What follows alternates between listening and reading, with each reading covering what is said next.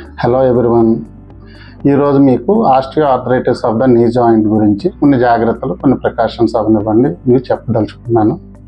ఇనిషియల్గా ఈ osteoarthritis around 4 stages ఉంటాయండి. ఫస్ట్ 1 or 2 స్టేజెస్లో మనం మెడిసిన్స్తో మేనేజ్ అవ్వచ్చు. థర్డ్ స్టేజ్ కానీ second ending or third stage స్టార్టింగ్లో కానీ మనకు ఉంది అంటే ఇప్పుడు కొత్తగా పిఆర్పి ఇంజెక్షన్స్ వచ్చాయి. Platelet rich plasma. PRP injection అంటే ప్లేట్లెట్ రిచ్ ప్లాస్మా.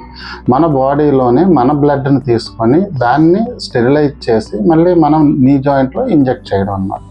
అది కంపారిటివ్గా సేఫ్ మెథడ్. రిజల్ట్స్ కూడా ఎంకరేజింగ్గా ఉన్నాయి. జనరల్గా పిఆర్పి ఇంజెక్షన్ అనేది complete not replacement for joint replacement అండి. This is prolong the disease ప్రోగ్రెస్ని డిక్రీజ్ చేస్తుంది.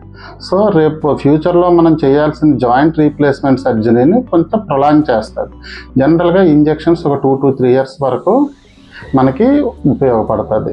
ఈ సెకండ్ థర్డ్ స్టేజ్లో చేస్తే మనం జాయింట్ 4th స్టేజ్కి వెళ్ళింది అంటే ఇంజెక్షన్స్ కూడా పనిచేయండి. అప్పుడు మనం జాయింట్ రీప్లేస్మెంట్ సర్జరీకి వెళ్ళాల్సిన అవసరం ఉంటుంది.